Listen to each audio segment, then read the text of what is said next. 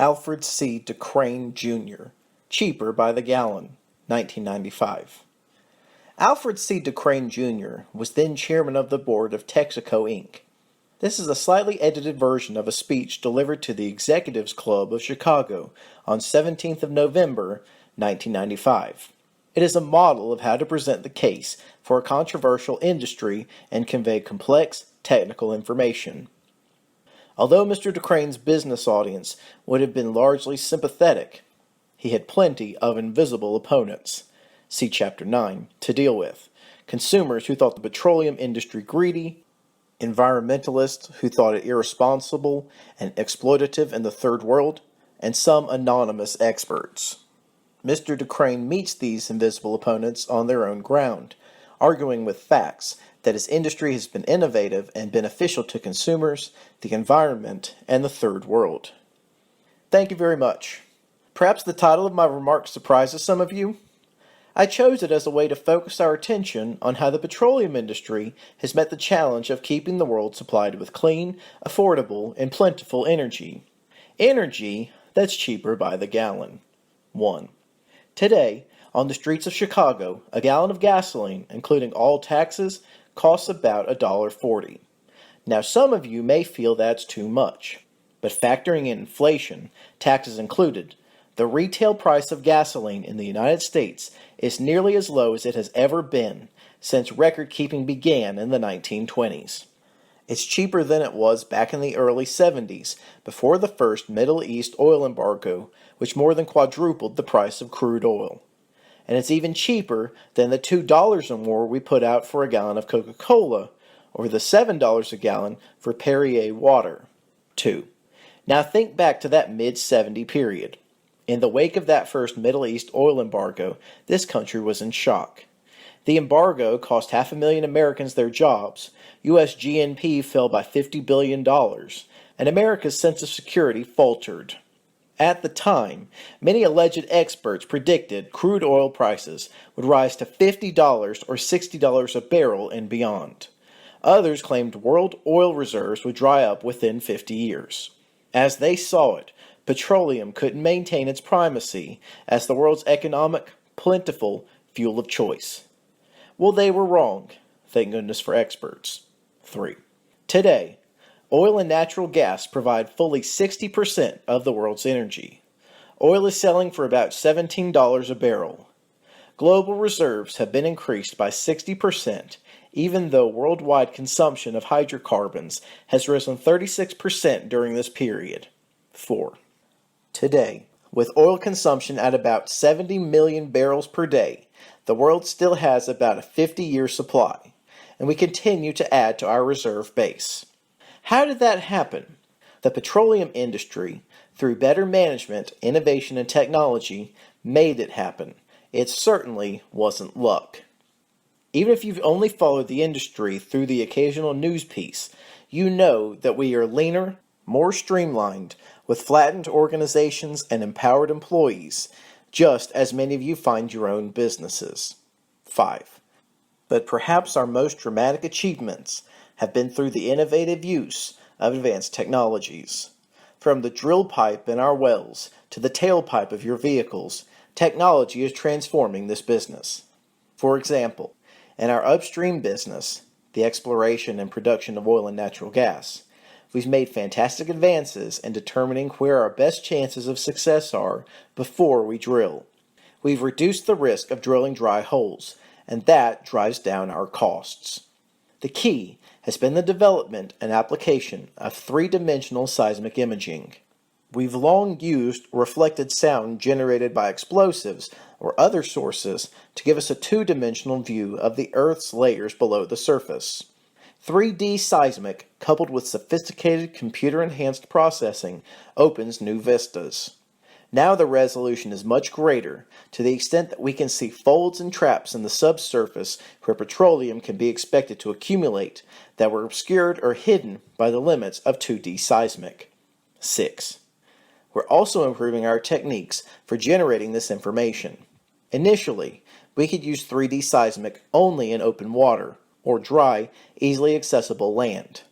But with the use of hydroplaning marsh boats and sophisticated telemetry, we now take 3D seismic into swamps and marshes, environmentally sensitive areas.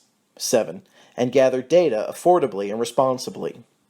Harnessing breakthroughs in computer technology initiated in the aerospace and defense industries, we've increased our ability to extract more information about the type of rocks and fluids which lie thousands of feet deep into the earth. 8. There have been equally as significant advances in drilling and production techniques.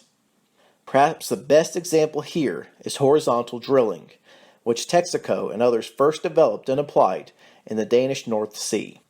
In horizontal drilling, engineers drill vertically, pushing inch-thick steel drill pipe thousands of feet straight down. But then, they gradually turn the direction of the drill bit, reaching a 90-degree angle, bending the pipe until they are boring horizontally through the oil-bearing strata. 9. This exposes more oil, doubling, tripling, or even quadrupling the amount we can get from a single vertical well hole. That translates to fewer wells and less investment, an environmental plus, and an economic success. 10. Mr. DeCrane now explained another advance, the quadrilateral oil well, and what it meant. The advances don't stop with the opening of new fields. After we have our wells producing from the reservoirs, there are still many opportunities to maximize efficiencies through the use of technology. Not too many years ago, recovering 20% or less of the hydrocarbons that are trapped in a reservoir was the standard.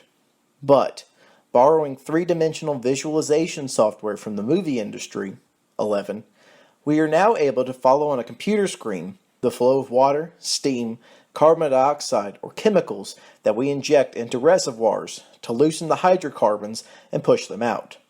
These enhanced recovery techniques are increasing by 2 to 3-fold the number of barrels we can now recover. This ability to grab technology, not just from our own research, but from any industry, defense, medicine, entertainment, and apply it in creative ways, has transformed the petroleum industry and actually increased available supplies of crude oil and natural gas. And it is this same ability that has helped us drive the costs down. Similar strides in improving both technology and its applications are evident in our downstream, the refining and marketing of gasoline and other products. Mr. DeCrane then listed 5 examples. 3 would have been better if he had wanted his audience to remember them individually. 5 drove home the general point that his industry was innovative and environmentally responsible. So the petroleum industry has a proud record of continually driving down costs, improving quality, and growing the available supply. That is how we have been able to survive as an industry that deals in a declining resource commodity whose price is declining in real terms. The petroleum industry continues to be one of the most important industries in the world today, fundamental to economic prosperity and to the quality of life, both here in our highly individualized U.S. economy and around the world. Reliable, plentiful supplies of affordable, environmentally responsible energy drive economic growth. Industrial countries use, on the average, 40 barrels of petroleum per person per year. Developing countries use less than 5. Those latter countries' ability to grow, prosper, and achieve a higher standard of living is directly related to their ability to access affordable energy. In developing countries around the world, we've seen the ugly impact on the environment from the use of such non-petroleum sources as wood, dung, and high-sulfur, unprocessed coal. So many of those countries are reaching out for petroleum products. 12. Why petroleum? Because despite all the talk of new, alternative, or renewable fuels, there simply is no comparable source of energy that can rival petroleum for economy, abundance, efficiency, cleanliness, and safety. Oh, battery-powered cars are highly touted. But we must remember that even if battery technology is improved, those cars need to be plugged in to be recharged. How would we generate all the electricity needed to charge them? Unless we want to build a lot of new nuclear plants, which is unlikely, that power would have to come from burning oil, gas, or coal, from hydrocarbons. And many who focus on alternative fuels, such as compressed natural gas and LPG, liquefied petroleum gas, fail to note that they are hydrocarbons furnished by this industry. 13. What about ethanol as an alternative fuel? At best, it is a gasoline extender, not a substitute. It can't compete without government subsidy. Brazil's efforts to use agricultural products as automobile fuels dragged down its economy and died in a heap. Ultimately, it should be the consumers who decide which fuel to use and what price they are willing to pay. Today, oil and natural gas provide 2/3 of the energy Americans use, both directly as fuel and indirectly. The free market continues to choose petroleum as its fuel of choice. That's why the petroleum industry comprises between 3 and 5% of the entire U.S. economy. It's bigger in terms of output than the automobile industry, and it's bigger than education, social services, computers and computer services, and iron and steel manufacturing all rolled together. 14. It employs 1.5 million Americans in more than 40,000 companies of all sizes. In the coming years, worldwide demand for oil and gas will continue to grow, particularly in developing countries such as India, China, and across Latin America. Predictions are that the world's current daily consumption of 70 million barrels of petroleum will reach 95 million in just 15 years. To meet this demand and build on it, Texaco and other oil companies are actively seeking new opportunities throughout the world and applying or developing exciting new technologies to capitalize on them. We realize the future of our industry is not entirely in our hands. Whether the oil industry will remain a major asset to the people of the world depends only partly on our company's demonstrated ability to meet new challenges. I am confident of our ability to continue to innovate and meet the demand. But the petroleum industry has a great deal of work to do when it comes to informing consumers about the choices. And frankly, this is an area where we have been far less innovative and successful than we have been in handling other parts of our activities. It's something we must change. Speaking for Texaco, I assure you we are determined to do our part, not only to fulfill the energy needs, expectations, and demands of the people of the world into the 21st century, but to help the world make informed choices that are good for them and good for the environment. I hope you'll help us to do that. 15. 1. A quick connection with the audience, and then he tells them what they are going to hear. 2. After a series of mini grabbers, gas is cheaper than ever, he delivers 2 spectacular attention-grabbing comparisons.